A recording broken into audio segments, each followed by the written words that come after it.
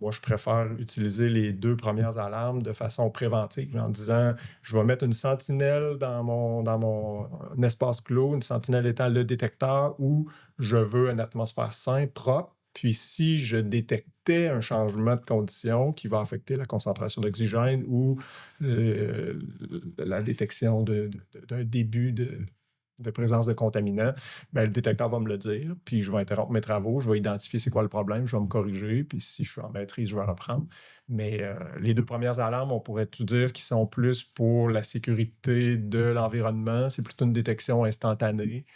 Fait que moi, je pense que la majorité, je ne veux pas dire de chiffres, là, mais la majorité des interventions en espace clos ne vont pas générer de contaminants. On serait capable de contrôler l'atmosphère pour que ce soit aussi propre qu'à l'extérieur. Tu sais, augmentons la ventilation, gérons l'intensité des travaux.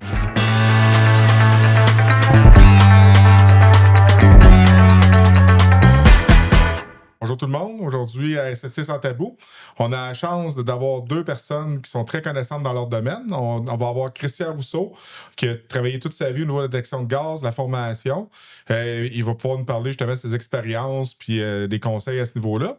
Puis on a aussi Dominique Moisan, comme conseiller santé-sécurité. Présentement, il est chez Hydro-Québec, mais il a été aussi dans l'industrie lourde dans le passé. Donc, ils vont pouvoir nous parler de leurs connaissances au niveau des espaces lourds et de la détection de gaz, atmosphère dangereuse et tout.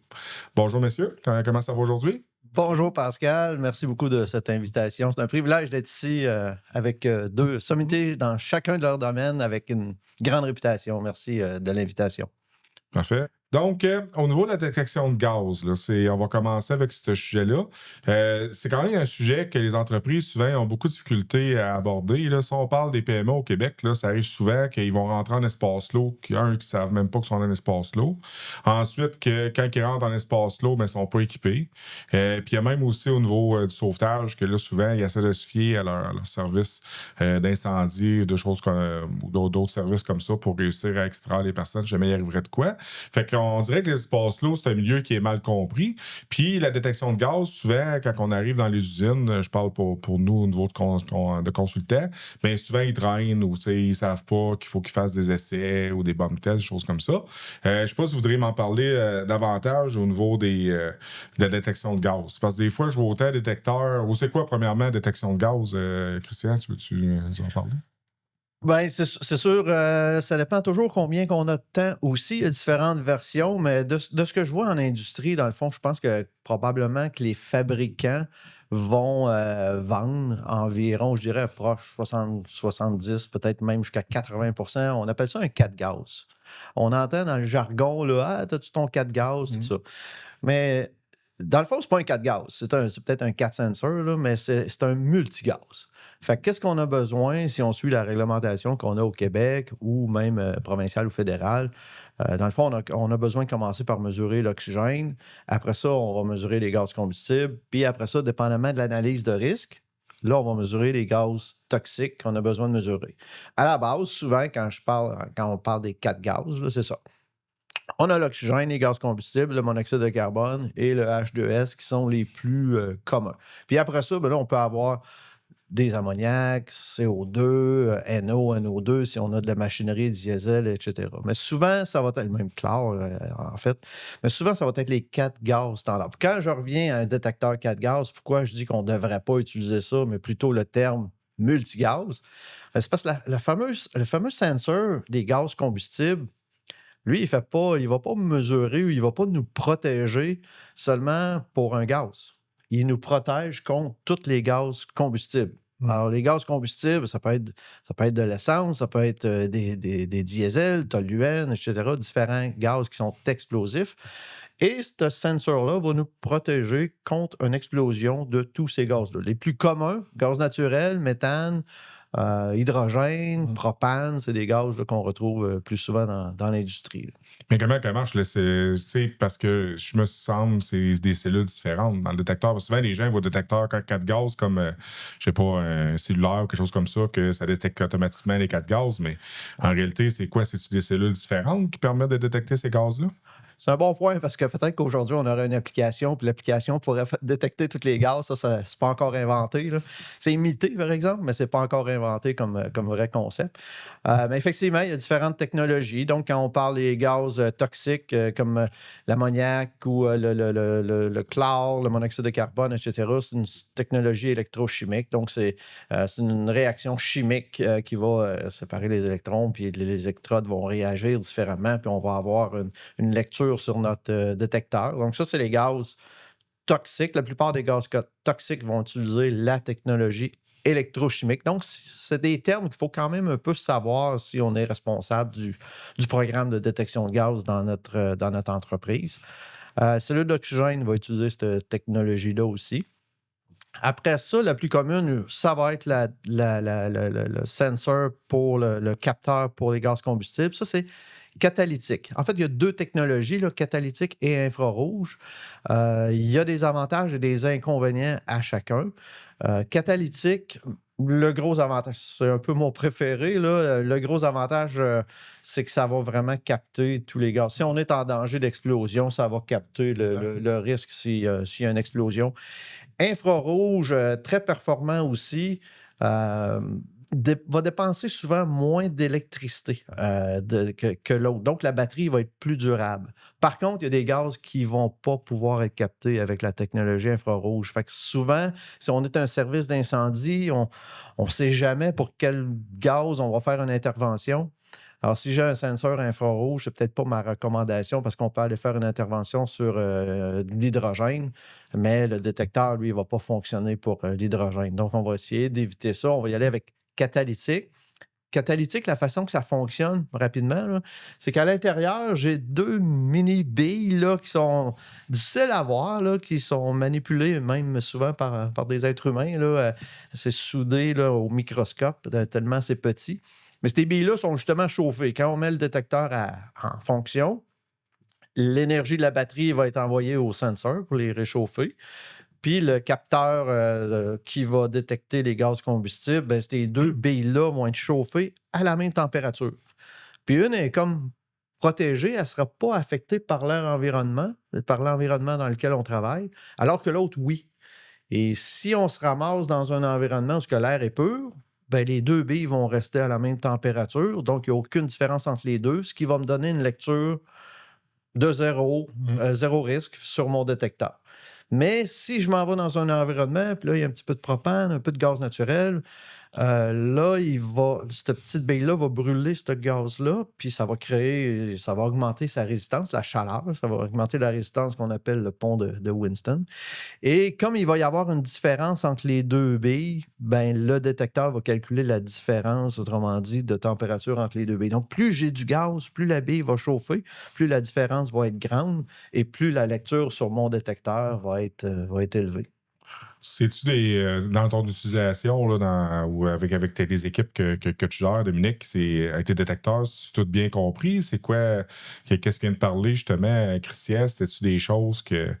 C'est quoi les plus grands défis que tu as? Est-ce qu'ils comprennent tous les détecteurs comme ça, puis qu'ils arrivent dans des situations qui pourraient se faire avoir? Je pense que la première étape, c'est d'identifier le bon détecteur avec les bons capteurs pour les bons environnements. Fait que d'inventorier les types d'espaces clos que tu as en entreprise, de voir la nature des activités qui sont faites aussi. Puis là, ça va venir identifier, confirmer avec l'aide des bonnes personnes compétentes lequel des détecteurs, lesquels des capteurs, puis après ça, lesquels des valeurs d'alarme on va vouloir utiliser pour régler notre détecteur parce que effectivement, avec le travailleur qu'on va former à utiliser cet équipement-là, on veut que ce soit simple pour lui. Fait qu'il faut comme l'encadrer en identifiant j'ai ces espaces clos-là, j'ai ces dangers-là, j'ai une nature de travail que je connais et voici avec les bons experts quel équipement de détection j'ai choisi puis les réglages. Puis le travailleur, après, il va connaître ce cadre-là puis il faut qu'il le respecte avec la notion de permis d'entrer en espace clos ou de procédure de travail en espace clos. Fait que à cause de ces autres encadrements-là, on est capable d'utiliser le détecteur de la bonne façon. Puis la chose importante, c'est de dire à pied d'œuvre, à chaque matin ou à chaque entrée en espace clos, s'il y a quelque chose qui change dans l'identification des dangers. Fait que si j'ai une matière dangereuse que j'introduis, un procédé qui génère des contaminants, ce que je veux dire, c'est que si j'ai un danger qui est nouveau, différent de ce qui a été prévu dans le cadre, là, mettons qu'on va parler d'une caractérisation d'un espace clos, puis je vais prévoir une procédure. À l'intérieur de ça, je vais avoir prévu un détecteur. Si j'ai quelque chose qui change, on demande à nos équipes de travail d'arrêter de travailler puis de valider avec une personne compétente si on peut se permettre de travailler dans cette condition-là. Puis parfois, ça va être oui la réponse. Parfois, ça va être le détecteur qu'on va changer. On va utiliser une cellule, un capteur supplémentaire ou on va changer les réglages. Fait que c'est quand même complexe. Fait qu'il faut que les travailleurs comprennent bien les limites des procédures de travail qu'on a prévues qui incluent le détecteur en question, puis qui comprennent qu'il faut comme arrêter, se valider, parfois se corriger, parce qu'il y a effectivement plusieurs limites. Là. Puis quelque chose qui est important, c'est jusque à l'autorisation d'entrer dans l'espace clos puis de débuter les travaux. Jusque-là, on va s'en parler dans les prochaines minutes, mais il y a une utilisation de ce détecteur-là là, qui vient donner, comme on pourrait dire, des signaux que le détecteur, par exemple, ne fonctionne pas, il n'est pas en bon état. On va s'expliquer là, comment on fait pour le maintenir en bon état. Ou peut-être que ce matin-là, ou au moment où je vais entrer dans mon espace clos, je vais avoir une situation justement qui est anormale. Fait que possiblement que la caractérisation de l'espace clos n'est pas bonne ou que j'ai un danger nouveau que je ne connais pas ou que je ne maîtrise pas. Fait qu'à ce moment-là, le détecteur va comme signaler que je prends un temps d'arrêt, je me valide, puis je poursuis parce que effectivement que c'est suffisamment complexe, mais avec une bonne procédure de travail, un cadre comme rigide, c'est possible de l'utiliser de façon autonome. C'est ce qui se fait là, dans des milliers d'entreprises. On se parle présentement, puis des travailleurs travaillent en espace clos avec un détecteur de gaz et ce ne sont pas des spécialistes en détection. Et parce qu'on les a formés à une situation précise avec une procédure précise, ils sont capables de le faire sécuritairement. Mais tu as au-dessus de 25 ans d'expérience dans ton domaine. Puis tu as travaillé dans l'industrie de l'aluminium puis ensuite pour la fonction publique. Je veux dire, c'est quoi un exemple de situation qui t'est arrivé que tu te dis, OK, là, ils ont mal compris le détecteur, puis après ça, on pourra regarder avec Christian aussi, avec tous les clients que tu as eu dans ta vie. Tu en as sûrement eu des faits. Y a-t-il une situation que tu te dis que là, dans cette situation-là, on s'est fait avoir parce que tu parlais justement de procédure de travail, tu parlais de pas le bon détecteur ou de la mauvaise compréhension. Tu sais, fait que c'est quoi qui est arrivé, mettons, dans toutes les années d'expérience que tu as, un fait qui... Ben, je te corrige sur mes années d'expérience. Dans le groupe Rio Tinto, c'était pas pour l'aluminium, c'était un autre producteur de fer et de titane dans le grand groupe de Rio Tinto. Mais effectivement, que dans certaines organisations, on a la chance d'avoir des travaux. On a la chance où il y a des situations qui sont à plus haut risque. On pense à des industries lourdes, mais ces industries-là ont la chance d'avoir sur le site des ressources en hygiène industrielle. Fait qu'ils vont souvent venir compléter la préparation du travail sur place. Fait que, la préparation du permis jusqu'à l'émission du permis va se faire avec un technicien en hygiène, des fois au préalable avec une ressource, un hygiéniste du travail. Tu veux qu'on parle pas des PME pantoute, là. Ouais. Je veux dire, ils ont quelqu'un juste pour regarder ça. On est loin. Exact.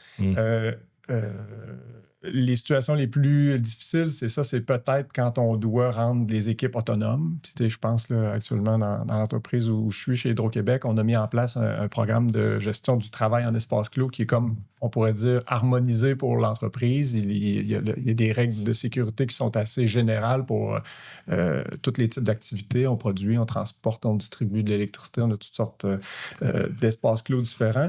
On était quand même capable d'établir des règles de sécurité comment on pourrait les nommer, qui sont ouais, on pourrait dire génériques, là, où on a mis les mesures de sécurité les plus performantes. Là. On est comme nivelé vers le haut, là, dans le sens que si on a des situations de travail où on aurait avantage à avoir des réglages sur les détecteurs qui sont plus sensibles, où le détecteur serait plus performant, ben on a choisi ce réglage-là pour l'ensemble de l'entreprise.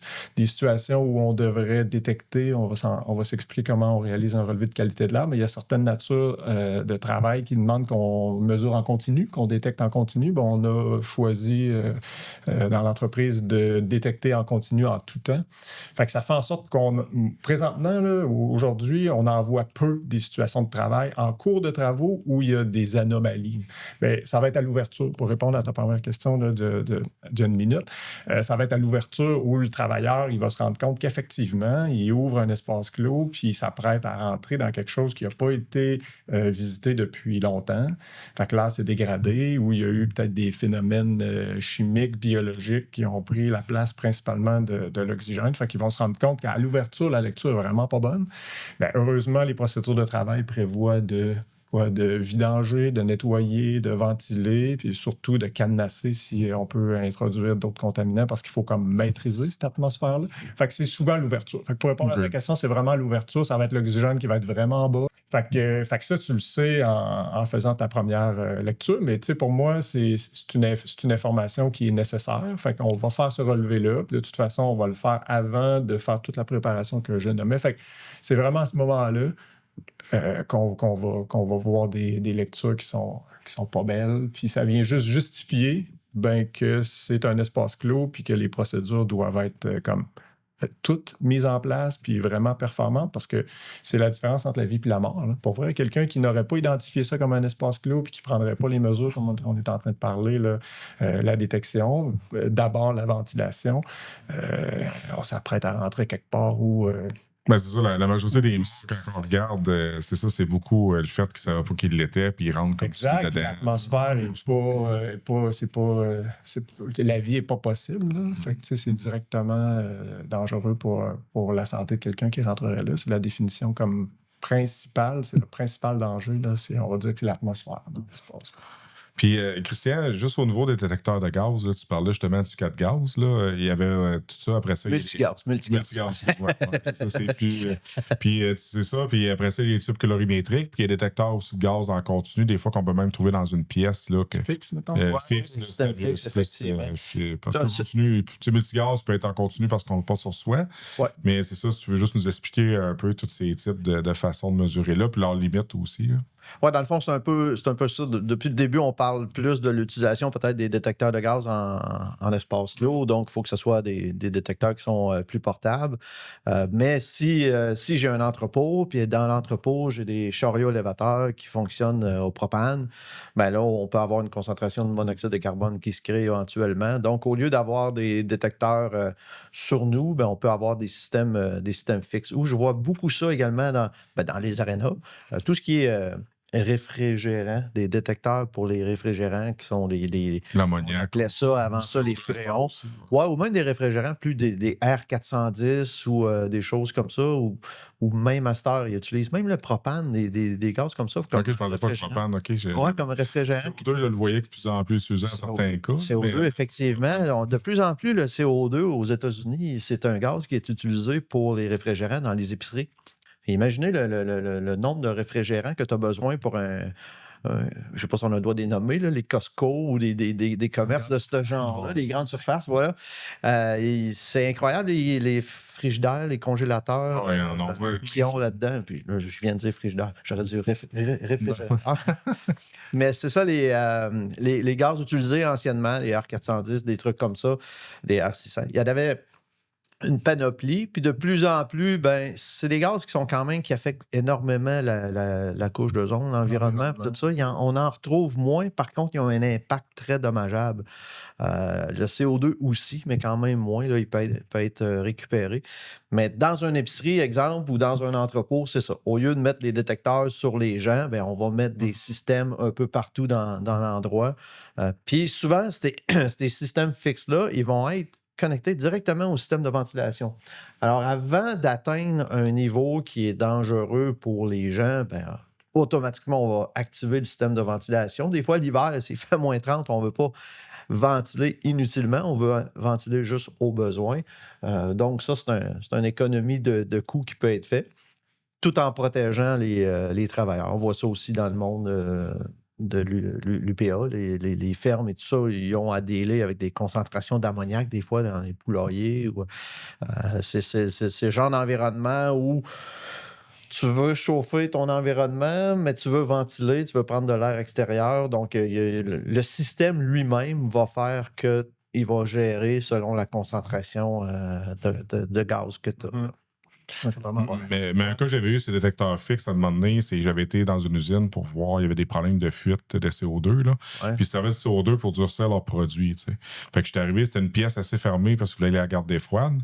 Puis quand j'étais arrivé dans la pièce, c'est ça, j'ai quasiment tombé off. Là. Toi-même?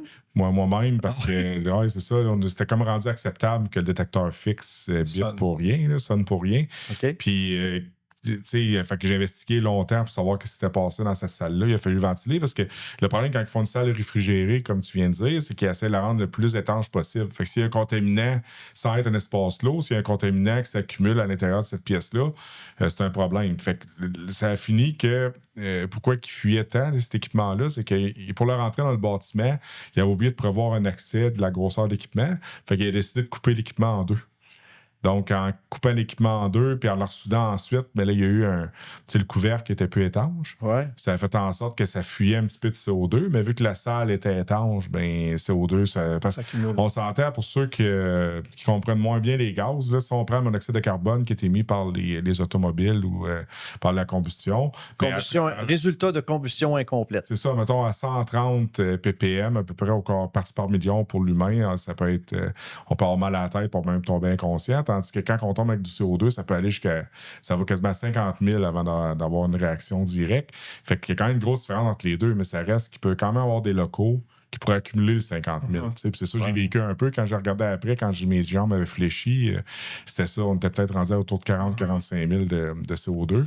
Puis même là, ils s'en servent maintenant pour endormir aussi la volaille avant les abattre pour l'industrie porcine. Donc, le CO2 est rendu. Fait que le détecteur fixe, c'est de plus en plus commun un peu partout parce qu'on sert des contaminants pour le procédé aussi. Là, dans un environnement où on parle de réfrigérant, dans le fond, ça, c'est la norme CSA B52 qui appelle. C'est que normalement, tu dois avoir ton détecteur à l'intérieur de la salle avec une alarme qui est à l'extérieur. Avant d'entrer. Donc, avant d'entrer, tu fais. Il était à l'intérieur. La norme est quand même pas sévère. Tu mets juste une alarme. C'est ça. Nous autres, souvent, ce que j'ai vu, c'est des installations où tu as comme un petit panneau de contrôle, puis tu peux même voir la lecture sur le panneau de contrôle avant de rentrer. Mais ça, c'est un peu comme tu as mentionné tantôt, vous êtes beaucoup plus sévère que ce que les normes demandent. Il y en a beaucoup que c'est comme ça aussi. Encore mieux. Mais branché à la ventilation, puis ton alarme sur ton détecteur va être affichée à l'extérieur, mais va déclencher la ventilation. C'est comme en termes de performance, c'est vraiment fort. Ça sort. C'est vraiment fort. Là, oui, puis si tout ça ne marche pas, aujourd'hui, c'est programmable, puis quelqu'un peut recevoir un texto, un message, un appel. La concentration est trop élevée. Oui, exact. Même, on en vendait même pour... dans les fruits principalement, mettons les bananes qui dégagent. Les bananes, c'est tout un système sur le contrôle des bananes dans les épiceries parce que quand ça part du tel pays, ils sont pas mûrs, hein, sinon ils arriveraient ici extra mûrs. Ils les transportent en environnement contrôlé. Exactement. Donc, ils contrôlent l'oxygène. Puis même aujourd'hui, au niveau des pommes, c'est un peu le même concept. On a des pommes fraîches et croquantes à l'année chez Métro, mais souvent, c'est des pommes du Québec quand même. C'est juste qu'ils sont conservés dans des environnements où il y a peu d'oxygène ou pas d'oxygène avec de l'éthylène qui va forcer le mûrissage, mais qui va être contrôlé également. Et tout ça peut être contrôlé électroniquement avec des sensors, justement des capteurs qui sont électrochimiques ou infrarouges, dépendamment de quel gaz on parle. Mais Bellefeuille, l'humoriste, il disait qu'il fallait, à partir du moment qu'on achète les bananes, il faut prévoir quand est-ce qu'on les mange, parce que, comme ça, ils sont tellement dans un environnement contrôlé que... C'est une gestion. C'est ça, c'est une gestion en soi. Là.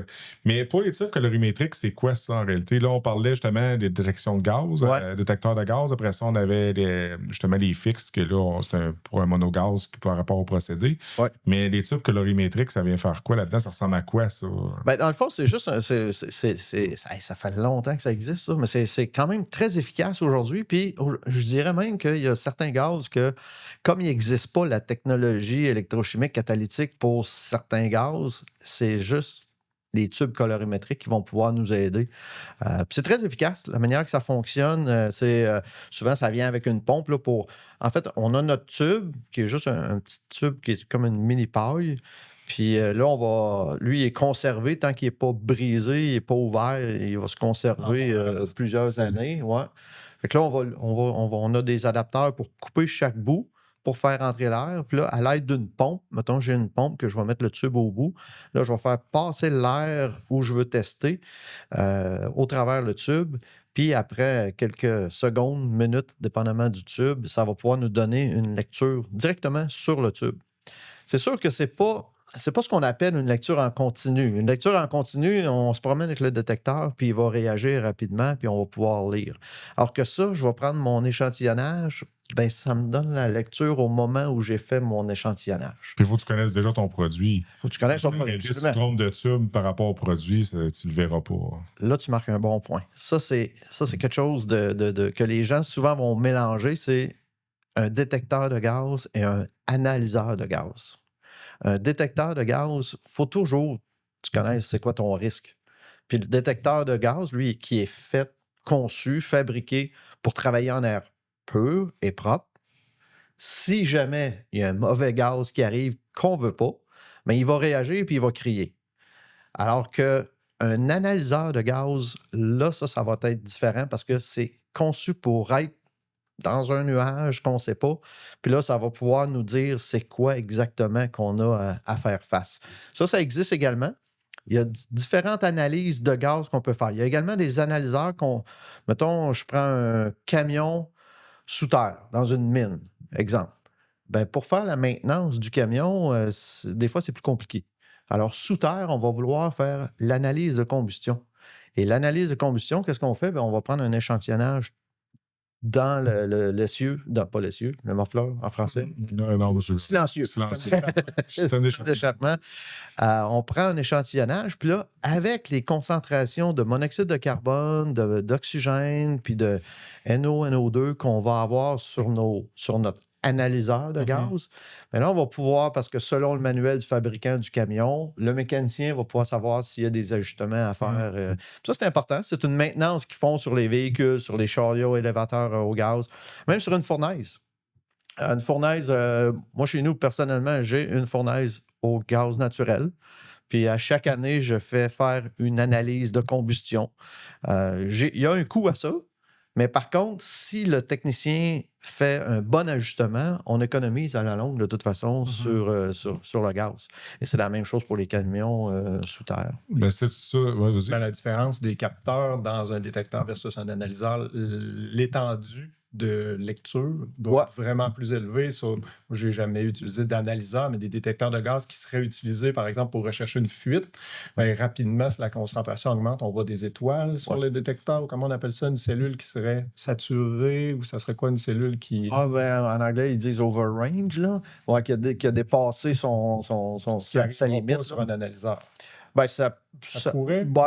Ben, souvent, non, parce que le technicien va acheter un équipement selon le détecteur qu'il y a. Là. Puis, moi, j'ai commercialisé, si on veut, des détecteurs qui vont jusqu'à, mettons, pour le monoxyde de carbone, souvent pour les entrées en espace clos, ça va être des sensors qui vont faire 0 à 1000, 0 à 2000. Ça, je pense, là, dans concentration mortelle. Fait que, ouais, c'est ça. Ça sert à rien de toute façon, 0 à 500, c'est ça qui nous intéresse. Là.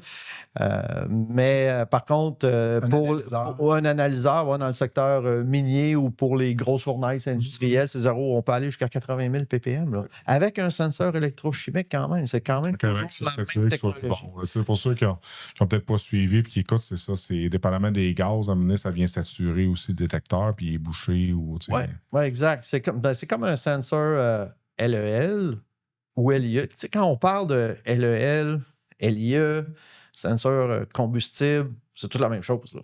Explosivité. La limite inférieure d'explosivité. La LIE en français, c'est pas mal. Exactement. Mais souvent dans le jargon, quand on va dans les mines, puis tout, on entend LEL. Fait que c'est sûr qu'il faut quand même. C'est marqué sur le détecteur, mais souvent, mettons, les gens, ils veulent, mettons, juste regarder leur auto, tester un détecteur de CO, de monoxyde de carbone avec un auto, puis là, ils prennent le détecteur puis le mettent directement à l'échappement. C'est pas une bonne idée. C'est pas une bonne idée. Non, c'est une très, très bonne idée pour encourager les distributeurs qui vendent des détecteurs de gaz.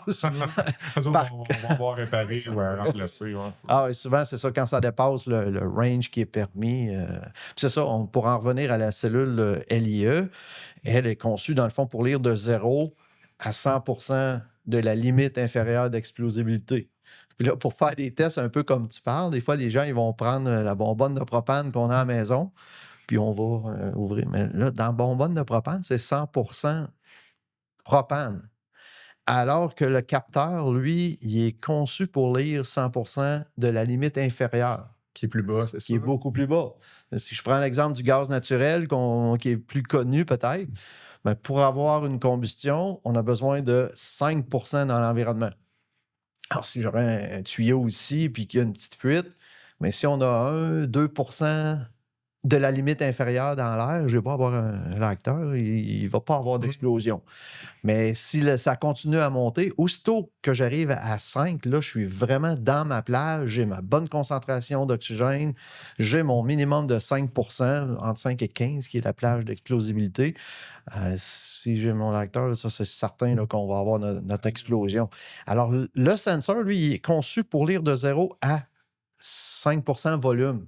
Mais c'est ça, mais dans le cas que tu t'es dit, mettons qu'il y en aurait 1 ou 2% dans l'air, le détecteur, il relie quoi, 25%, mettons? Parce qu'il était à 25% du 5. Là. C'est ça, exactement. C'est en plein ça. Mais mon point, là où on parlait de saturer le sensor, c'est que la cellule, le capteur LEL, souvent les gens vont faire des tests là, justement avec des petites bonbonnes, mais qui contiennent 100% volume, alors que c'est vraiment pas conçu pour ça.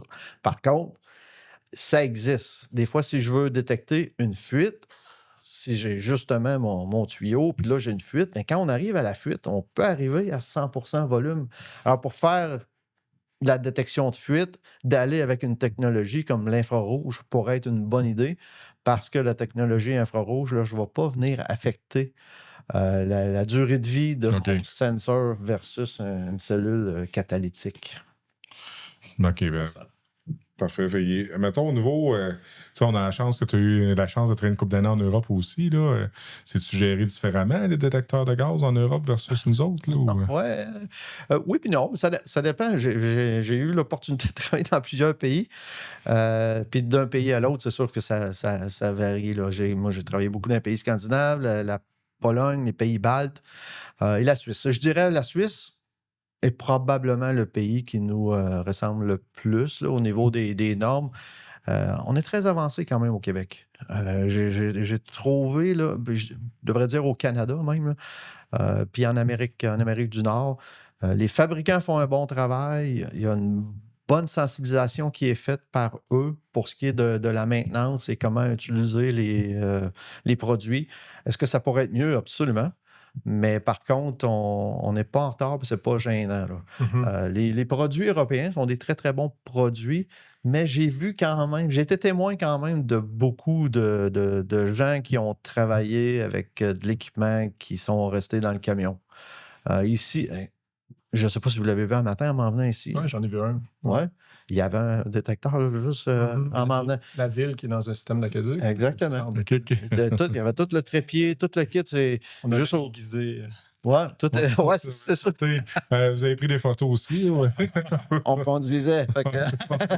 Non, mais c'est vrai. Fait que si on a des fabricants qui ont des bons produits, les valeurs d'exposition, les normes sont sévères. Ouais. Puis on a une bonne rigueur. La notion d'espace clos, ça fait comme 25 ans que ça existe. Fait que, je sais, par rapport à d'autres pays européens que je ne pourrais pas. 25 ans au Québec, puis je pense que c'est aux États-Unis, c'est à 93.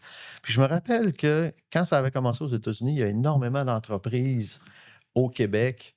On parlait de Viateur Dubé, qui, lui, avait rencontré quelqu'un, je pense que c'était un des premiers à faire la promotion de bâtir des systèmes de sécurité pour les entrées en espace lourd, en commençant par l'analyse de risque, avant même qu'il y ait une réglementation au Québec. Donc, c'est ça. C'est sûr que ça existe depuis 30-40 ans de façon bien organisée au Québec, mais je nommais 25 ans parce que le règlement santé-sécurité qu'on connaît aujourd'hui date de 2001. Fait que ça fait 25 ans que c'est la formule qu'on connaît présentement avec la CNESST.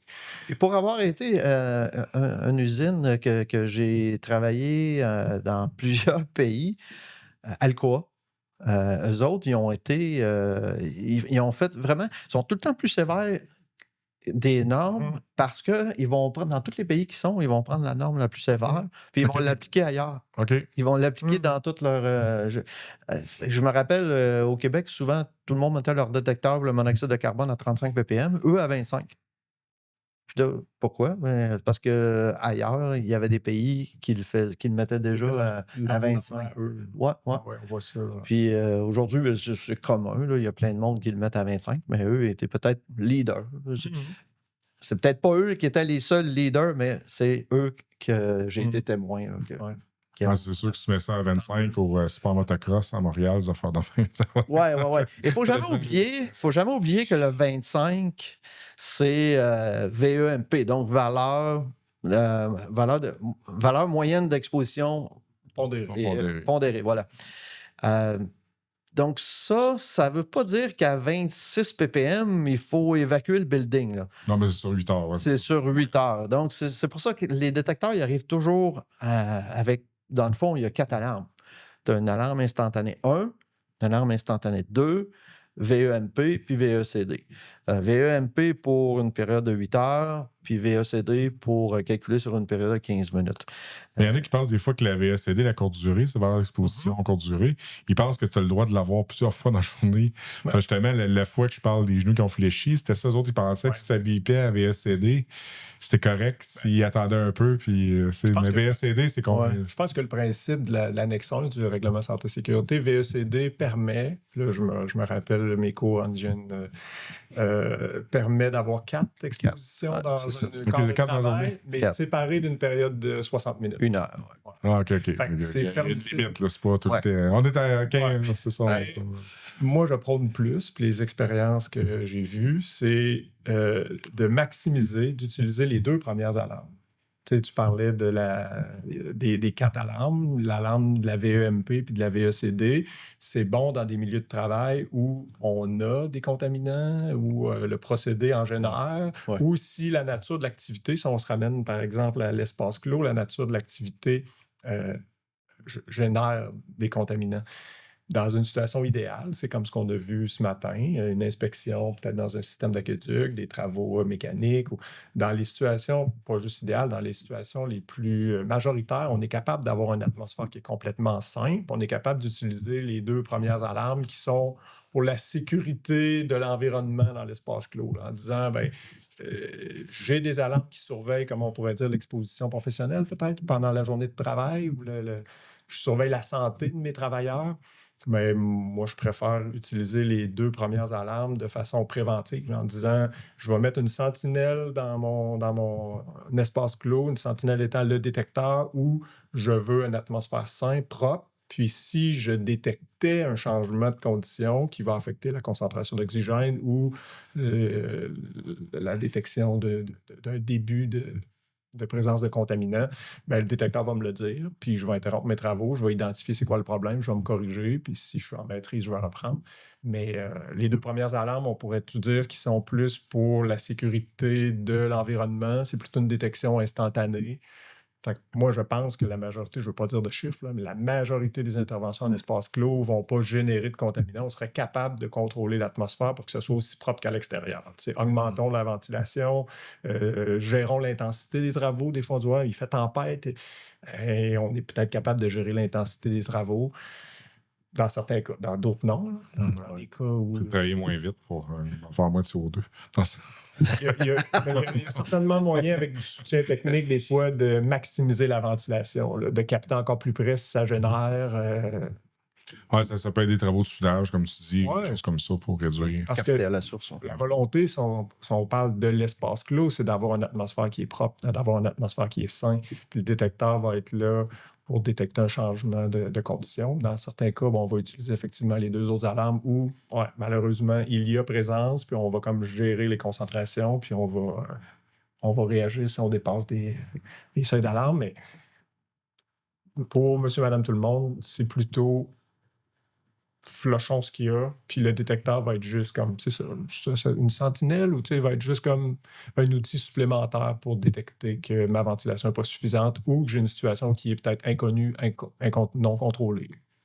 Mais aussi, juste pour s'assurer qu'il est correct, le détecteur, il faut quand même faire des vérifications. C'est quoi ces vérifications-là? Parce que des façons, parce que je me souviens, j'ai acheté un système avec une petite bonbonne, puis là, ça, il appelle ça un bomb test, ou tu sais, il faut que je l'envoie après ça à une entreprise pour le faire valider aussi à durée déterminée. Comment que ça fonctionne, la vérification de ces équipements-là? Bonne question. Dans le fond, c'est une bonne question parce que j'ai la réponse. un peu de la réponse, là, humblement. Dans le fond, les termes utilisés, là, c'est, je dirais, le premier, le plus important à faire avant chaque utilisation, peut-être faire un 0. Alors, faire un 0, c'est quoi? C'est un peu comme une calibration, mais à l'air pur. Donc, il faut qu'on s'assure que là où on est, l'air est parfait. Et là, ce que je vais faire, je vais rentrer. Avant ça prenait un petit kit d'outils, là, ajuster les potentiomètres. Aujourd'hui, tout est fait par microprocesseur. Donc, je rentre dans le mode 0, on appuie sur Enter, puis souvent, il n'y a même plus de mots. Là, ça se fait automatique. La séquence d'ouverture, tu le proposes. Oui, c'est ça. Donc, dans le fond, les termes les plus communs, on fait notre 0, on s'assure qu'on est dans un environnement où l'air est pur. Si on a un doute, on va dehors. Si on travaille dans une mine, on est sous terre, on sait qu'on n'a jamais d'air pur, ben là, à ce moment-là, il faut avoir une bouteille de calibration, mais au lieu d'avoir des gaz connus dedans, ben c'est de l'air pur qui est dans la bouteille, puis là, ça nous permet de faire notre 0. Alors, ça, c'est OP. L'autre chose, c'est un test de fonction, qui est le bomb test que tu disais. Dans le fond, ça, c'est un peu demandé, c'est par CSA qui demande aux fabricants de mettre ça dans le manuel pour être approuvé CSA. Donc, faire un test de fonction, c'est de s'assurer que les sensors fonctionnent. C'est principalement demandé pour le sensor, le capteur, pour le LEL. Mais la plupart des fabricants vont recommander, tant qu'à le faire pour un, aussi bien le faire pour tous les sensors.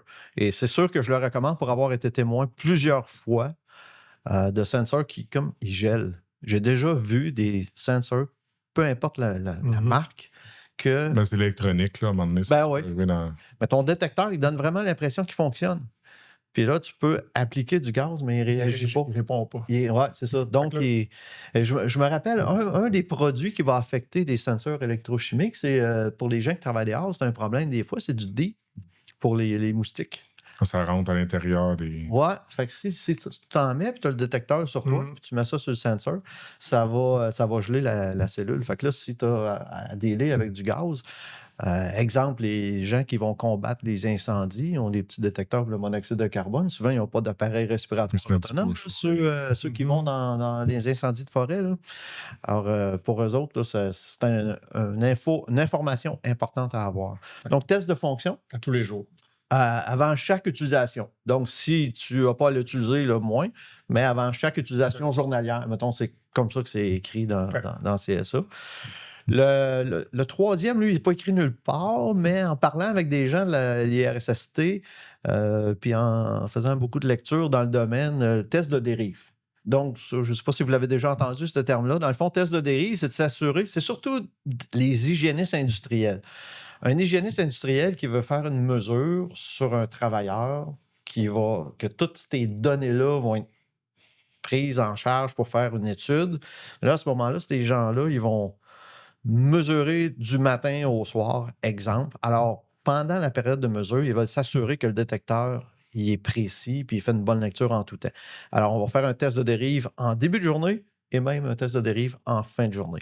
Qu'est-ce que c'est exactement un test de dérive? C'est de prendre la concentration qu'on a sur notre bouteille de gaz, de l'envoyer, d'ouvrir le régulateur, de l'envoyer sur le détecteur, de s'assurer qu'il va lire ce qui est écrit dans la bouteille. Autant avant de commencer la journée qu'à la fin de la journée. Fait que ça, c'est juste en mode live. Au début, mais à la fin, je ne vois pas ça souvent, qu'ils retestent leur détecteur à la fin. Ça, je dis, c'est plus quand on fait, c'est les hygiénistes industriels qui analysent un poste de travail. Et c'est pour ça que j'entendais ça souvent plus avec les gens de l'IRSST, mettons, qui font plus d'études. Là. Des gens avec qui j'ai travaillé à ce niveau-là, Brigitte Roberge dans le temps, Michel Legré, qui ont même écrit un excellent livre qui existe sûrement encore. Et le dernier, c'est la fameuse calibration. Donc, la calibration, il n'y a pas vraiment de normes ou de règlement qui va dire vous devez calibrer votre détecteur. C'est le fabricant. Oui, c'est ça. En fait, c'est ça qu'ils disent, les normes. C'est qu'ils vont dire faites ce que le fabricant vous recommande de faire. Ça varie entre quoi? Les fréquences, peut-être? Ça varie, je dirais, entre 1 mois et 1 année. Ouais, souvent, c'est pas mal ça. Puis souvent, ça va varier aussi en fonction de qu'est-ce que le fabricant veut avoir comme précision sur ses sensors. Ceci étant dit, l'expérience que j'ai vécue dans les 30 quelques dernières années, c'est il n'y a vraiment pas de problème à faire les tests de fonction puis les calibrations. J'ai comme l'impression, avec ce que j'ai vu, que ça prolonge la durée de vie des sensors. Donc, si il y a un coût à faire là maintenant parce qu'il faut acheter des bouteilles de gaz. Par contre, si on prolonge la durée de vie des capteurs, ben c'est quand même gagnant. Parce qu'ils réagissent. Ouais. Exact. Je pense qu'un détecteur qui sert, que tu utilises bien, va durer plus longtemps que l'équipement que tu vas utiliser aux 6 mois quand tu fais ton arrêt annuel. Un peu comme des batteries. Exact. Des petites batteries. Ça faut que ça chauffe de temps en temps. Puis, je disais ça aux gens. Des fois, les gens ils ont besoin de leur détecteur 2 fois par année. Ben, si tu l'utilises juste 2 fois par année, quand même, 1 fois par mois, premièrement, assure-toi que tu es tout le temps chargé. Parce qu'un détecteur qui n'est pas en fonction va quand même, les capteurs vont quand même toujours avoir un peu besoin d'énergie. Donc, laisse-le sur le chargeur ou assure-toi qu'il est toujours chargé. Puis, 1 fois par mois, quand même, faire un bon test, faire une calibration pour faire réagir les cellules, même si tu t'en sers pas tous les jours, mais au moins 1 fois par mois. Puis, je dirais même, si vous utilisez un détecteur de gaz 2 fois par année, achetez-en pas. Ça se loue. Ça se loue. Ça se loue aujourd'hui. Une expérience que je peux partager, c'est que maintenant, la technologie est vraiment adaptée aux besoins du client. Puis les fournisseurs donnent aussi un excellent service. L'ensemble des fabricants a une solution pour faire ce que tu nommais. Là. Ça semble compliqué, là, mais la notion de bomb test, la notion de calibration avec les stations d'accueil. Les stations. Les fabricants ont une station d'accueil qui est spécifique à leur modèle de détecteur. Puis cette station-là, où le détecteur est intelligent, il est comme connecté à une solution, à un portail informatique du fabricant. Puis, ben, selon le besoin du client, tu vas pouvoir programmer. Admettons que tu as 6 cellules dans ton détecteur. Il y a des cellules là-dedans qui sont sensibles, qui sont peut-être plus fragiles pour maximiser leur durée de vie, mais tu peux programmer une calibration ou un test super fréquent. Tu peux aussi programmer ton fameux bomb test à tous les matins pour que ton détecteur soit chargé, prêt avec la petite lumière verte et le petit crochet sur ton écran. Fait que ça semble technique ou demandant. Mais il y a moyen, il y a vraiment des solutions avec les fabricants pour que le travailleur à pied d'œuvre le matin, il ait son détecteur en bon état. Puis, en l'ouvrant, il te donne la consigne, il se réchauffe, il te dit tout ce qui doit être fait pour fonctionner, puis il te l'affiche visuellement. Fait que les autres membres de l'équipe qui veulent vérifier si ton détecteur est correctement chargé, s'il a été bomb testé ou si le test de fonctionnement du matin a été fait, a été réussi. Le contremaître qui passe en journée, qui veut vérifier, il est dû pour sa calibration, il a-tu eu son bomb test avec succès aujourd'hui?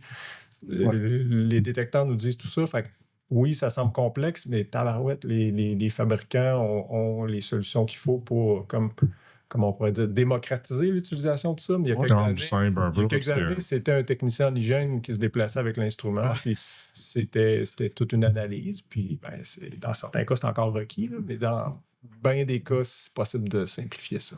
Oui, c'est un bon point, ça. Puis c'est ça, quand ils ont changé le règlement en 2023, ils parlent beaucoup des atmosphères dangereuses. Maintenant, plus que le reste. Avant, on regardait juste... La définition d'un espace. Définition, c'est ça. C'est qu'au début, c'est son recul, on regardait beaucoup les entrées-sorties. Des fois, les entretoits, c'était ambigu, etc. Maintenant, c'est l'atmosphère. Vous êtes d'accord avec ça? Vraiment. Puis au niveau de l'atmosphère, c'est ça, c'est que si on prend les Américains, les autres marchent beaucoup avec du ABC. C'est A qui est l'atmosphère dangereuse, qui est un contaminant chimique dangereux pour l'humain. B, c'est que il n'y en a pas vraiment. Puis C, que nous autres, on ne considère pas un espace lourd. Mais les autres considèrent les 3 niveaux. En danger atmosphérique. Ça sans danger. Fait que nous autres, en réalité, le problème, c'est si pour le type C, on décide de le mettre que ce n'est pas un espace. C'est parce qu'au Canada, automatiquement, quand on dit le terme espace lourd, on tombe avec la réglementation qui s'y rattache. Tandis qu'aux États-Unis, c'est pas automatiquement ça. Quand on parle, vas-y. Ben, Pascal, j'allais te dire que la norme de référence au Canada, qui n'est pas une exigence légale, réglementaire, mais la norme de référence qui est la CSA Z1006, prévoit ces types d'espaces clos-là quand même dans l'analyse de risque des espaces qui pourraient être des espaces clos. Fait qu'il y a des espaces clos dans la norme CSA qui contiennent des dangers atmosphériques, il y en a d'autres qui contiennent d'autres dangers, puis d'autres pas de dangers. Ouais. Fait qu'on va amener une surveillance parce que le travailleur est quand même isolé. On va amener des procédures de travail pour certains dangers. Puis pour le danger atmosphérique, on va amener l'artillerie lourde que nous, on connaît. Fait que ça serait exact de dire qu'au Québec, l'espace clos, c'est l'espace clos avec danger atmosphérique de la norme CSA Z1006, puis de ce qui est connu depuis longtemps aux États-Unis. Pour les autres provinces, je ne m'avancerai pas sur les définitions, mais le concept de type d'espace clos avec des dangers moindres existe dans la norme CSA aussi. Mais le plus sévère au Canada, la province la plus sévère, c'est la Colombie-Britannique. Tu ne peux pas permettre quelqu'un de rentrer dans l'espace clos s'il n'y a pas un ingénieur ou l'organisme professionnel. En tout cas, il y a un organisme professionnel. Fait qu'il faut que ils ont deux exigences au participer à l'analyse, à la procédure. Puis on peut le signer à la fin, tu sais. Fait que les autres ont mis ça en place. Mais les autres provinces, on vaut moins ça, là. Mais ça, c'est pas hygiéniste automatique, là, tu sais. Ouais. Fait que ça tombe plus là-dedans. Ben, puisqu'on en parle, on peut peut-être juste régler le cas de la définition parce qu'effectivement, tantôt, on nommait le règlement sur la santé et sécurité qui est arrivé en 2001, mais qui a été révisé de façon importante pour la section espace clos en 2023. On est venu revoir la définition d'un espace clos au Québec, puis on est venu enlever peut-être l'aspect subjectif en nommant plusieurs risques, en simplifiant. On a éliminé la notion d'issue, de voie d'accès dans les critères. Puis on a mis de l'avant le danger atmosphérique. Puis le danger atmosphérique, on l'a élargi. On a introduit la contrainte thermique là-dedans aussi. Avant ça, c'était plutôt un danger physique. On l'a introduit dans l'énumération des éléments atmosphériques. Mais contrainte thermique, je l'avais eu dans l'alimentaire. Je n'aimerais pas l'industrie, mais c'est une cuve qui a une double paroi avec de l'eau chaude entre les deux. Conserve. Puis les travailleurs, ils rentraient dans l'espace clos, mais ils faisaient genre 50. Là, fait que oui, contrainte thermique, c'est vrai que c'était pas quelque chose d'automatique. Dans la définition d'une atmosphère dangereuse, là, et puis rajoute là-dessus des équipements de travail. Rajoute un survêtement étanche. Rajoute, même les détecteurs de gaz à partir de 50 degrés. 40, ça dépend de quand. Ouais, on voit ça des lectures de moins 10 à 40. Ouais. J'en ai vu. Là. Fait que, puis juste pour compléter sur la définition, atmosphère dangereux, ensevelissement puis noyade. Fait que, tu sais, la CNESST pour les... Ils ont voulu viser sinon qu'il y avait beaucoup de décès. Écoulement libre, tu penses que tu peux te laisser porter ou tu penses ne pas chuter, finalement, tu tombes dans de la matière. Puis l'autre chose, c'est la maîtrise des énergies dangereuses, mais qui serait l'eau. Fait que là, tu sais, une venue d'eau, tu sais, je rentre, il n'y a pas d'eau, puis finalement... quelque chose fait que le procédé va t'envoyer du liquide ou naturellement le niveau d'eau va monter, fait que tu vas te noyer. Fait que ces éléments-là, très spécifiques. Mais dans ma petite préparation, je relisais l'étude qui a amené le changement réglementaire au Québec en 2023, puis 2021, il y a eu une analyse des 4 dernières années précédentes. Là. Puis dans 80% des accidents graves ou mortels, c'était l'atmosphère dangereuse. Puis je pense que pour cette cause-là d'atmosphère dangereuse, ben 80% des causes d'atmosphère dangereuse, c'est l'oxygène. Déficience d'oxygène. Ouais, c'est ça. Une déficience. C'est rare, ça doit être rare qu'il y en a trop, mais c'est un danger. Mais la déficience, là, fait que l'humain a besoin de ça. Fait que la déficience pour toutes sortes de raisons. Là, comme l'expérience que tu as vécue dans la salle de CO2, mais c'est probablement la déficience d'oxygène qui que les genoux t'ont plié. C'est pas comme le CO, mais c'est ça, ça reste que... Ouais. C'est quoi la cause? Je parlais des réfrigérants tantôt, souvent dans les hôtels. Anciennement, on voyait, tu rentres dans ta chambre d'hôtel puis tu vois une unité là, pour l'air climatisé. De plus en plus, on n'en voit pas. C'est tout simplement l'air qui arrive du plafond parce que c'est une grosse unité qui est sur le toit du building qui sert pour toutes les chambres d'hôtel. Où on voit ça dans les résidences personnes âgées de plus en plus aussi. Ils appellent ça des systèmes VRF, là, à flot variable d'air climatisé.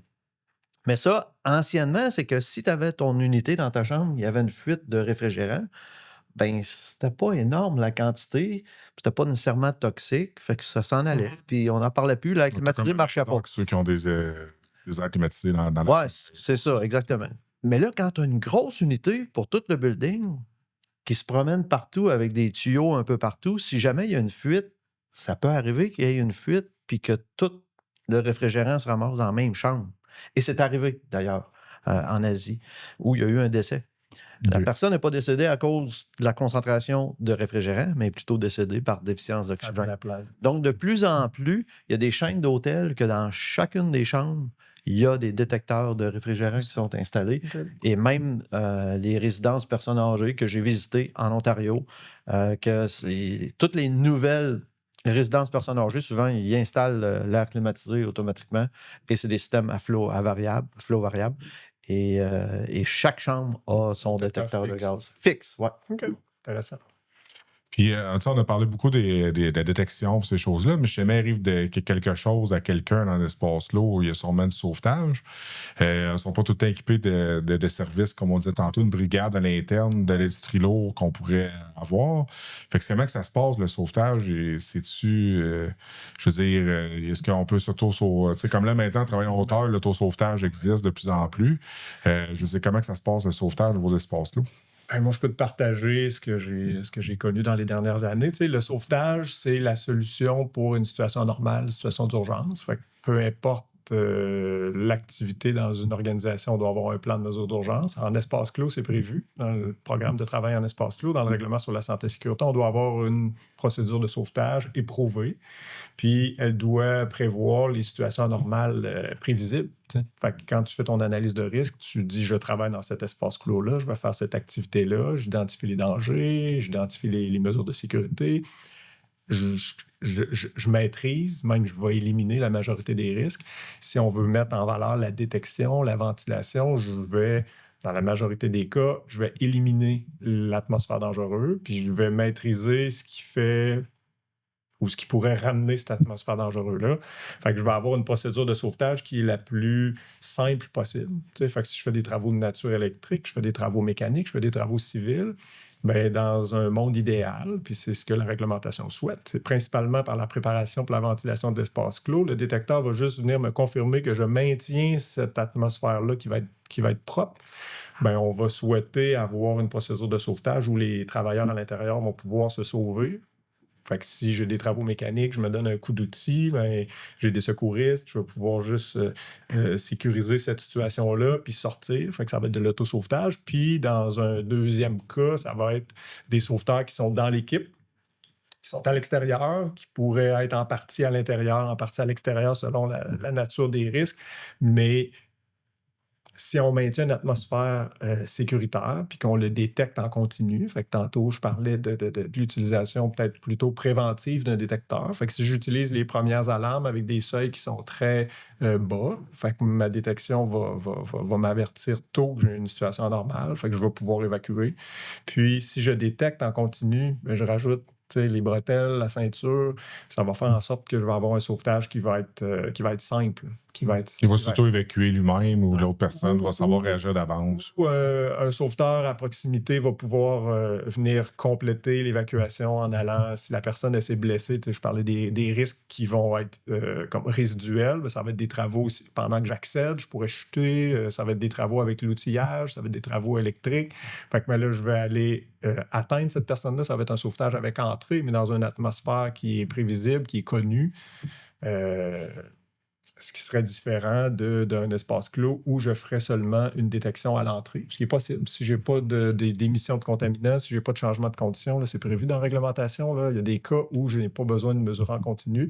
Mais l'inconvénient, c'est que s'il arrivait, je ne sais pas quoi, un coup de chaleur ou une blessure, qui n'a pas rapport à la détection. On pourrait douter que la qualité de l'air n'est pas bonne. Dans le doute, une équipe d'urgence, surtout une équipe extérieure à l'équipe de travail, ben, elle voudrait refaire le procédé d'entrée qui serait la ventilation, la redétection. Fait que si on suit un peu le fil, moi, je suis de l'école où on va être plutôt préventif, on va être proactif. Fait qu'on va laisser la détection en continu, puis on va venir dire que cette détection-là qui confirme que toute ma zone de travail est saine, je vais le savoir comme vraiment tôt, puis avant que ça soit grave. Parce que, tu sais, la notion d'espace clos, on parlait tantôt de sa définition qui est un endroit hautement à risque. Ben, c'est un endroit où ça va dégénérer rapidement aussi. Fait que ça va rapidement devenir grave comme conséquence. Fait que c'est vraiment le message là, de maintenir l'espace sain puis de rajouter ton détecteur à ta ventilation qui va comme juste t'avertir s'il y a une situation qui change. Puis à ce moment-là, tu vas évacuer. Fait que les chances de se ramasser dans une atmosphère dangereuse sont comme extrêmement, extrêmement minces. Donc, on ne dira pas nul, c'est jamais impossible, là, mais c'est peu crédible. Puis Christian, pour la formation des gens qui utilisent les détecteurs, là, c'est quoi que tu aurais comme. C'est quoi que tu trouves qui est le mieux adapté pour pouvoir les utiliser adéquatement? C'est bon qu'est-ce qu'il vient de mentionner parce que justement, là, il y a des environnements qui sont un petit peu plus contrôlés. Puis souvent, j'ai une tendance à penser aux services incendies qui, eux, c'est la surprise du jour. Eux, ils ont un appel. Puis là, il y a la fameuse histoire, je sais pas si vous avez déjà entendu parler, là, dans Phoenix, là, dans Scottsdale, là, un McDonald's. Ils se font appeler parce qu'ils sont les premiers répondants, genre, ils se font appeler. Puis là, il y a une dame qui a un problème, une dame qui est enceinte, mais une employée. Hein. Puis finalement, c'est les bouteilles de CO2 qui a eu une fuite. Les bouteilles de CO2 pour faire les breuvages. Ouais. Fait que là, quand tu arrives là, c'est un McDonald's, tu n'as pas nécessairement les appareils respiratoires autonomes, tout ça. Puis le premier pompier qui est descendu, là où il était le storage, les genoux, ils ont plié, lui ici. Puis il y a des vidéos là-dessus, on peut voir, c'est une belle leçon pour justement ceux qui ont à faire des formations là-dessus. Puis aujourd'hui, je pense qu'ils ont tout installé justement des systèmes fixes qu'il n'y avait pas dans le temps avec justement une alarme puis une lecture de l'autre bord, de l'autre côté de la porte. Puis tout ça m'amène à formation de savoir comment ça fonctionne les détecteurs, mais aussi ce qu'on a tendance à oublier, c'est l'interprétation des données. Si je fais un test avant de rentrer dans mon espace clos, puis mon détecteur, il n'est pas en alarme, mais que j'ai 19 ppm de monoxyde de carbone, on fait quoi? On y va dessus? Je ne sais pas si dans l'industrie, c'est déterminé que pour rentrer, ça prend 0. Ou si à 19, c'est correct, c'est en bas de l'alarme, puis on peut y aller. Moi, je fais une certaine ventilation.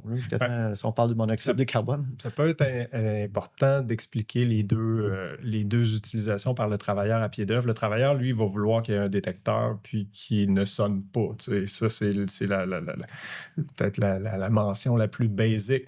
Mais il y a la lecture la plus importante qui est différente, qui est j'autorise l'entrée dans l'espace clos. Fait que ça peut être donné par différents intervenants en milieu de travail. Ça peut être un membre de l'équipe qui a les formations puis les compétences. Ça pourrait être une ressource en hygiène. Dans certains milieux industriels, ça pourrait être un chef de corps, un superviseur, un surintendant qui met un permis d'entrer en espace clos.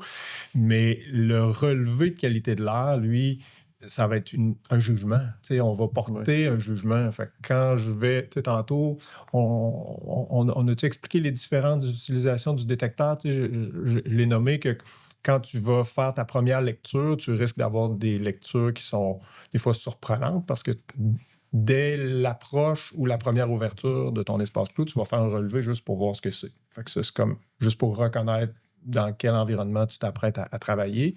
Tu vas vidanger, nettoyer, ventiler. Tu vas laisser ta ventilation en place. C'est quoi les règles de l'art qu'on enseigne? C'est souvent faire 7 fois le flush du volume de ton espace clos. Puis, tu vas arrêter ta ventilation, puis tu vas faire une lecture. Puis là, ça va te donner le résultat de ta préparation. Fait que déjà là, tu portes un premier jugement. T'sais. Ça devrait être parfait. Exact. Et puis, avec cette lecture-là, tu devrais, dans ton programme d'entreprise ou la personne qui va émettre ton permis d'entrer en espace clos, tu devrais avoir un relevé de la qualité de l'air inscrit sur ton permis qui va te permettre de juger et d'autoriser l'entrée, le début des travaux. Fait que moi, ce que j'ai vu sur le permis de travail, tu vas avoir des valeurs qui sont les limites acceptables de l'organisation, qui sont différentes de celles qui sont réglées sur ton détecteur. Fait que clairement, il y a dans les différentes utilisations du détecteur, il y a un moment où ça va être un relevé de qualité de l'air avec une analyse et un jugement. Fait que ça prend quelqu'un dans l'équipe d'intervention en espace clos qui a cette formation, qui est capable de porter ce jugement-là. Mais ça peut être une formation qui n'est pas tellement poussée, mais être capable de comprendre que s'il voit des valeurs qui sont anormales, puis là, avec ce qu'on dit tantôt, si on suit, c'est principalement sur l'oxygène puis la LIE. Hein, si j'ai des valeurs que tu n'es pas capable d'expliquer, mais qui ne génèrent pas une alarme, on pourrait dire qu'ils ne déclenchent pas une alarme, c'est à ce moment-là que le travailleur devrait allumer. Fait qu'il faut qu'il soit au moins suffisamment formé pour comprendre le fonctionnement du détecteur. Puis on lit souvent, il ne faut pas être formé à utiliser le détecteur simplement, mais à comprendre comment il fonctionne. Et C'est des belles mots, mais il faut qu'on connaisse les limites. Donc, pour répondre à ta question de tantôt, là, les formations, tu as la formation vraiment pour l'utilisateur, interprétation de données, etc. C'est formation 1, mettons.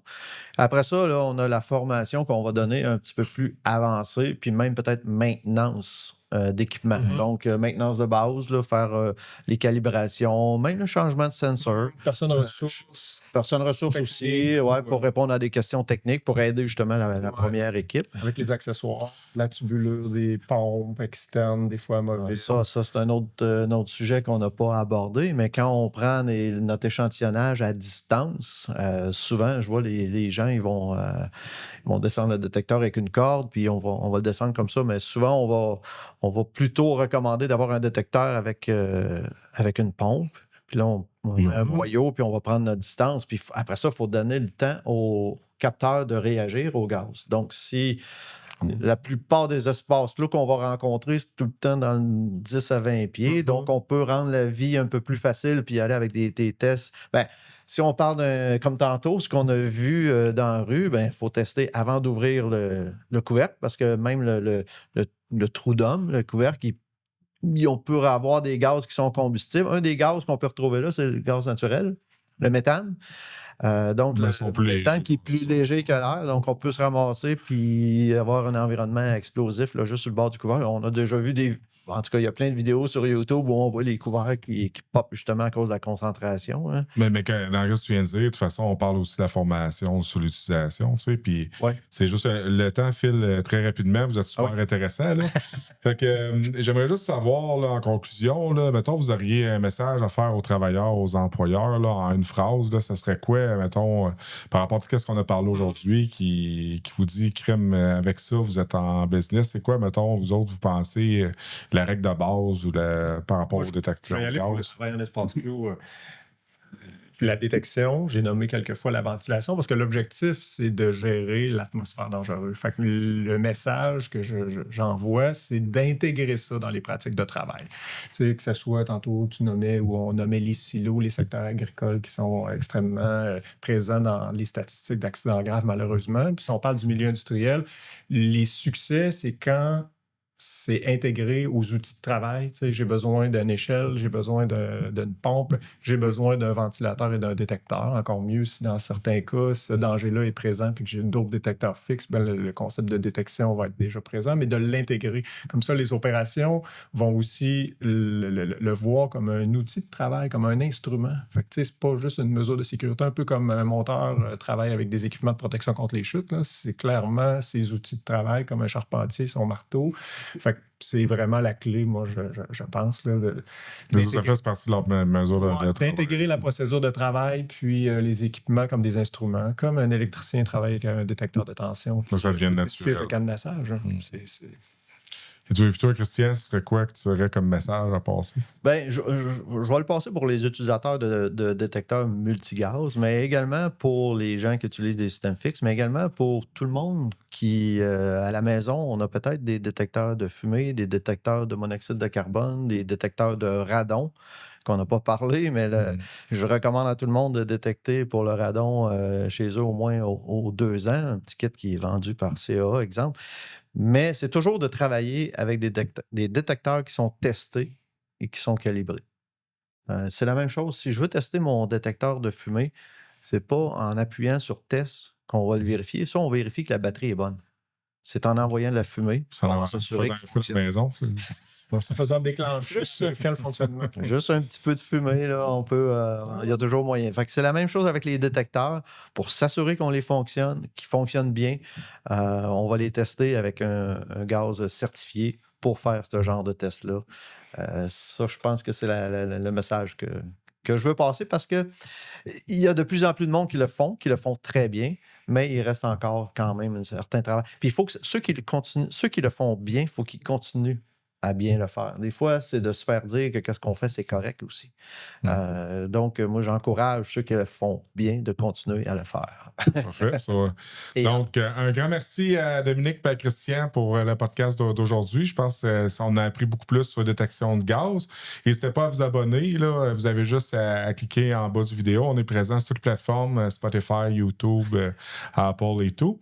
Donc, merci à tout le monde. Merci aux deux invités. merci, Pascal.